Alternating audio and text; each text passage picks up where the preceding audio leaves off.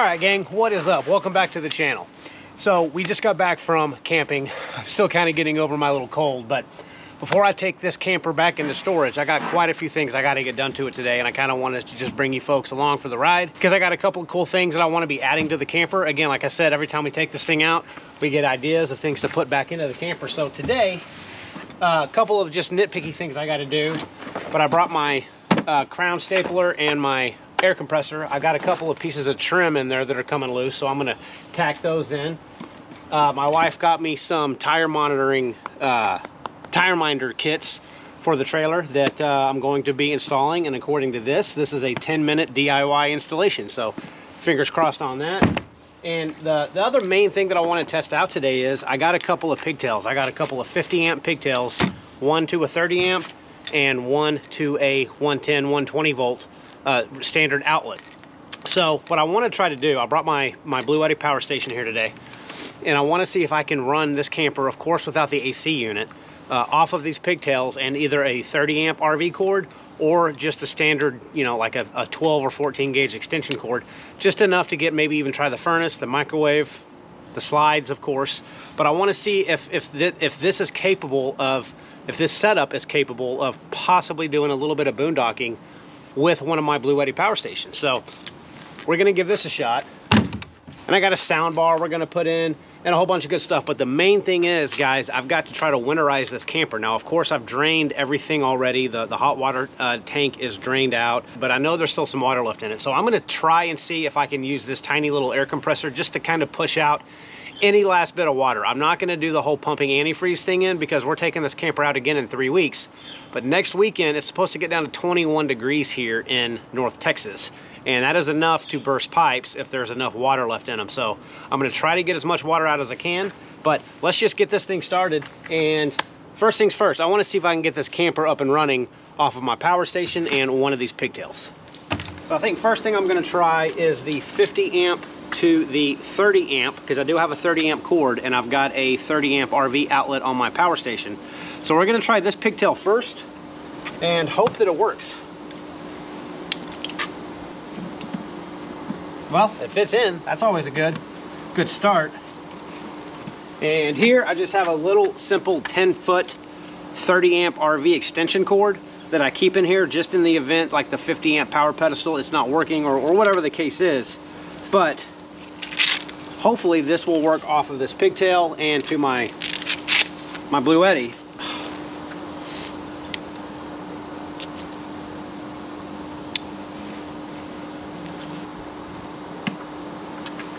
So far so good. And then this should plug in directly to my BLUETTI to hopefully power most of the appliances in this RV, of course, minus the AC unit.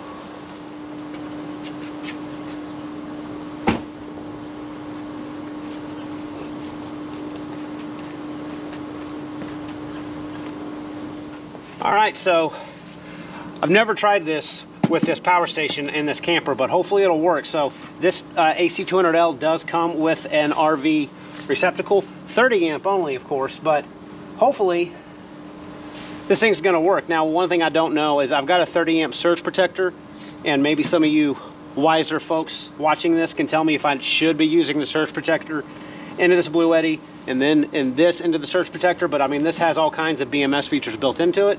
So I'm thinking that the BMS features in this will kind of, you know, be enough as a safeguard. But let's see if we can get this thing to work. So, all right. One thing that does help is to actually hit the AC button on this. But right now we're pulling 30 watts off of just some type of vampire power. I'm not exactly sure what is actually using the wattage. Probably some of the smoke detector or the carbon monoxide detectors that's now utilizing AC instead of the DC battery. But right now, it looks like it's working. So let's take a gander inside the RV and see if everything's working as it should.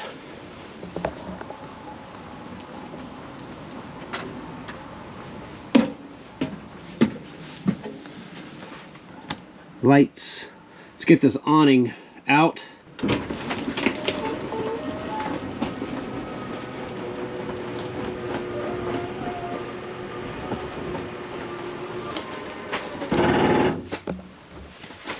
Slide works. Looks like we got power to the microwave. I'm just going to turn it on for about 5 seconds because I don't have anything to put in here yet. And it's not good to run a microwave with nothing in it. But just for giggles.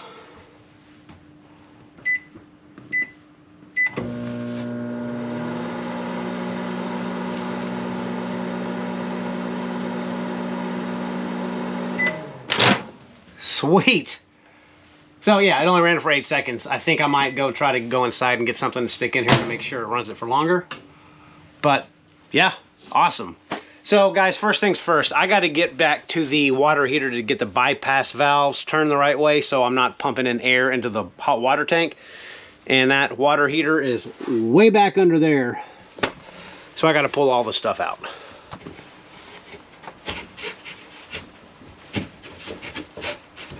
Man. There she is.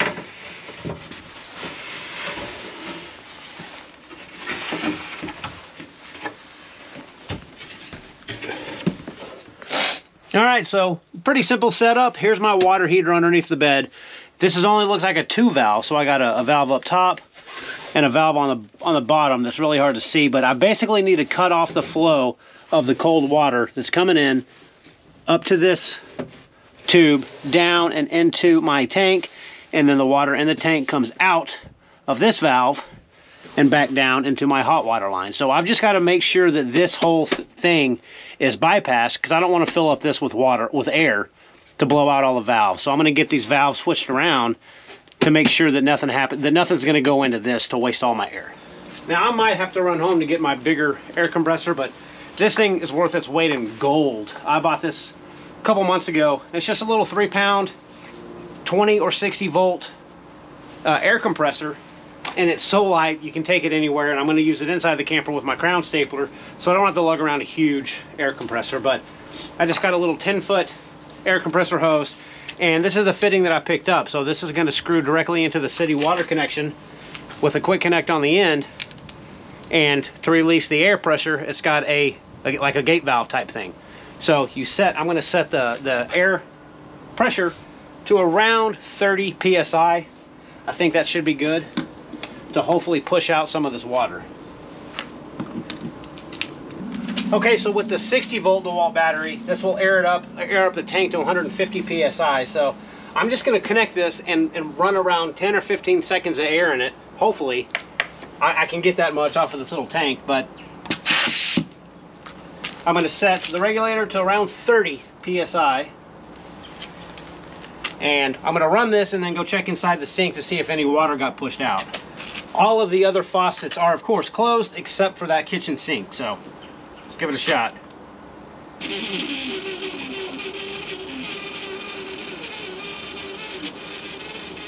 Let's just go inside and check it out before we run out of air.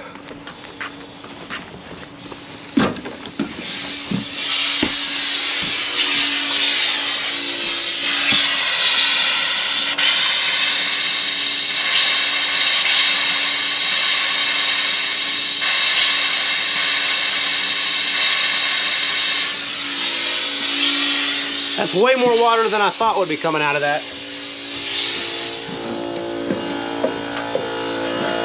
But the compressor's working, albeit slowly.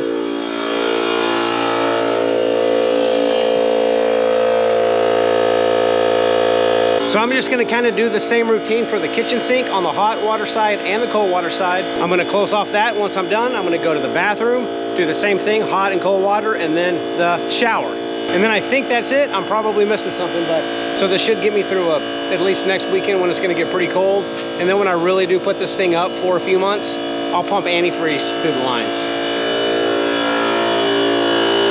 On a side note, gang, I don't know if you can see way back there. There's an extremely creepy old wooden barn 2-story house thing. How would you folks like to see me camping that overnight?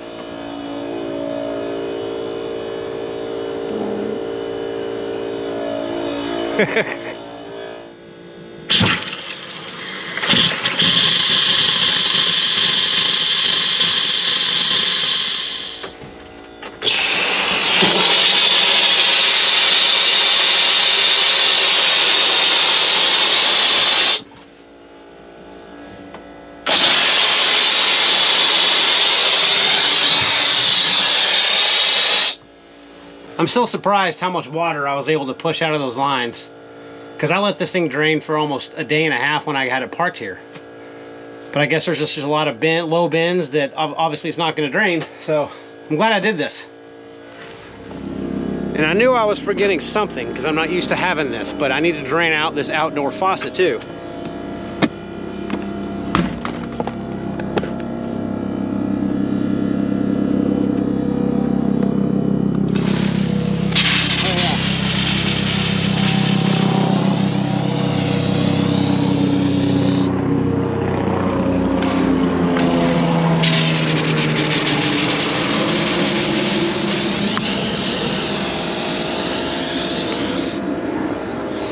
Glad I didn't forget that.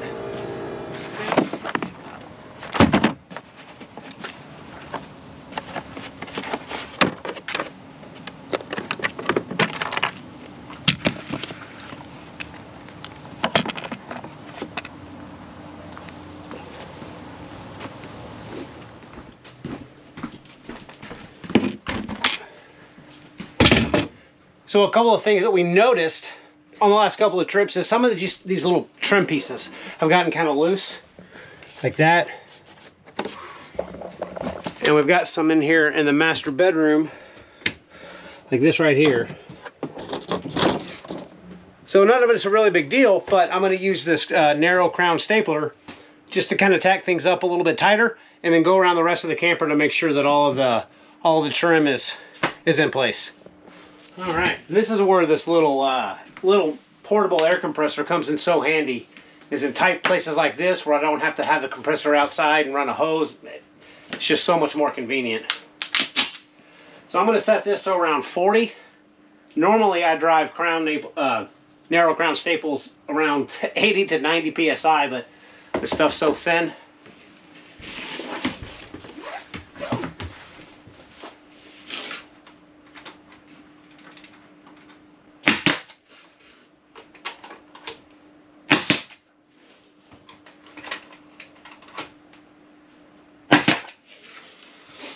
That's not going anywhere. Sometimes I don't understand workmanship. Why don't people just do it right the first time?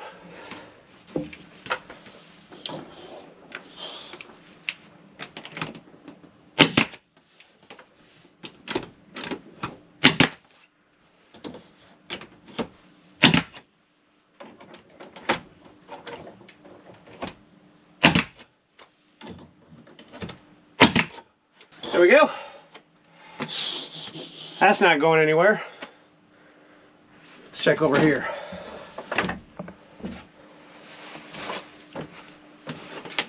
Oh, what would it hurt?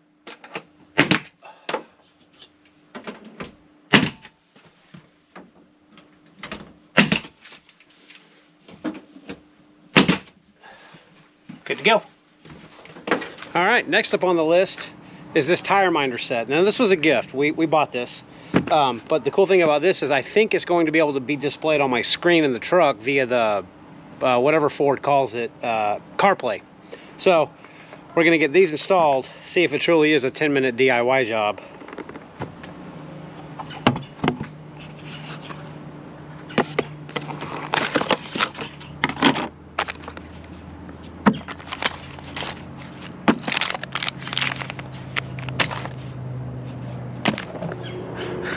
I'm not thinking 10 minutes. We'll see how it goes. Well, looks like I'll just have to show you folks what it looks like after I get it installed, because the very first thing it says in the directions is plug the tire minder Bluetooth adapter into a USB charger and charge for 6 hours before continuing to step 2. I don't have 6 hours, so I'm going to take this back home with me, charge it up, get all the sensors connected, and then come back, because I got to come back tomorrow to get this trailer to go stick it into storage. So I'll let you folks know how that goes. We got some ice cube tray set. So we got 4 little ice cubes in here with an actual ice cube bin once we get done making it, because last time we didn't have any place to put the ice cubes once they were all cracked. So nice little Amazon buy, and their little silicone push out pads. So hopefully that'll work. And Tara finally picked up some little bit better wine drinking glasses other than the green plastic ones we've been drinking out of. These are still plastic, but she thought they were fancier looking than what we've been using.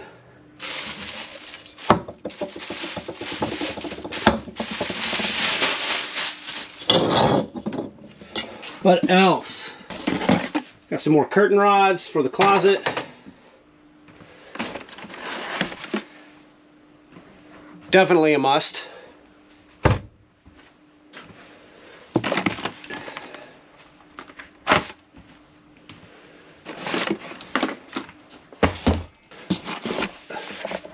And I bought these because last time I had a problem with my sewer, my Y connector actually staying into the drain at the RV park. So I just bought a couple of sandbags. These are actually for photography, but they're just sandbags you fill up with rocks, cement, dirt, whatever you want to.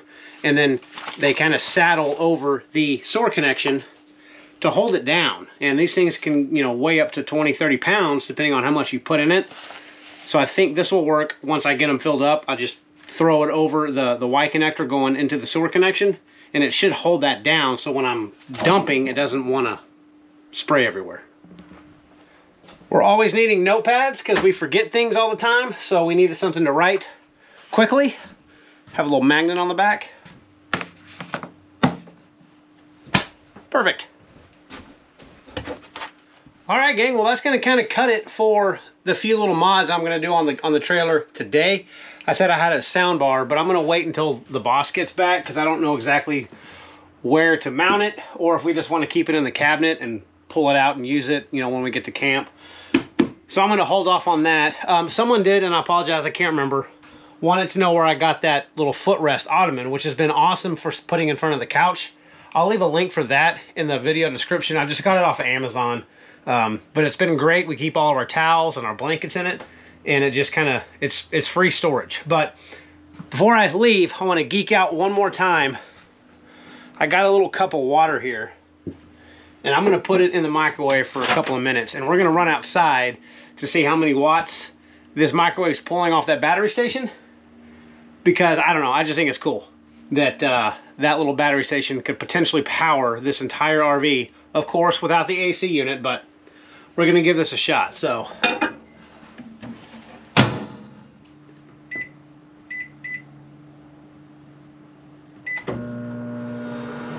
okay, let's run outside to see what's going on.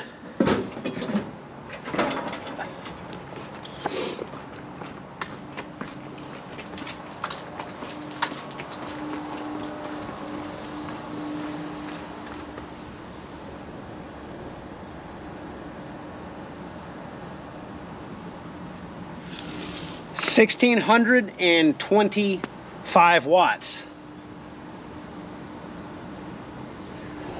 So I don't know, this is just super cool. Like, this tiny little power station could run this camper. This has a 2400 watt inverter on it, so you know, it's not going to power the AC unit. It might power the 13,000 BTU in the master bedroom, but it's not even worth me trying to turn it on right now because it's so cold outside that compressor would never kick on. But I can run my microwave, run my slides in and out, all the water pumps, electric heat pump. So that's really pretty cool, and this setup's really easy. Little 10-foot 30 amp RV cord, 50 amp pigtail to 30 amp, and then straight into the power station. And we're now 1,600 watts. So I don't know, I think that's pretty cool that, you know, you could potentially just carry that with you. And I've got an expansion battery that can be used with that too, that's gonna give me another 3,000 watt hours. So that would give me a total of a little over 5,000 watt hours that I could take if we ever decided to boondock. And this thing takes a massive amount of solar. Don't quote me on it, but it's over 1,000 watts of solar that this thing can accept. So this potentially, you know, if you're not in the 100-degree summer, it could work.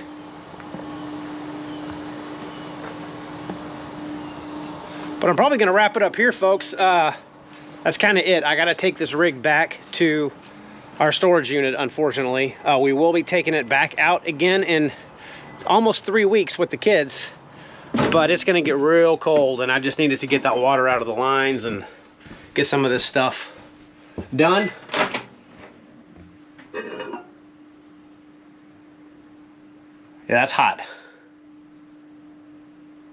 fog up my lens. There we go. So anyway, folks, thanks for watching. Just a simple, quick, kind of quirky video, but I was out here doing it, so I thought it might be entertaining to show you folks exactly how, mainly just to how I winterize my little camper for the first time. I'm sure there's some steps that I missed, but I think it's going to be good enough for it to get down to around 22, 23 degrees next weekend. But we will see you folks here in a couple weeks on our next family trip. But I will be having a video before then of my solo truck camping video with my new rooftop tent. I'm getting that installed hopefully tomorrow. And I'll show you folks what that looks like. And then I got a site booked on Thursday, so stay tuned for that. Should be fun. It's going to be cold, but no rain, so looking forward to it. Anyway, folks, thanks for watching. Stay tuned, and we will see you soon.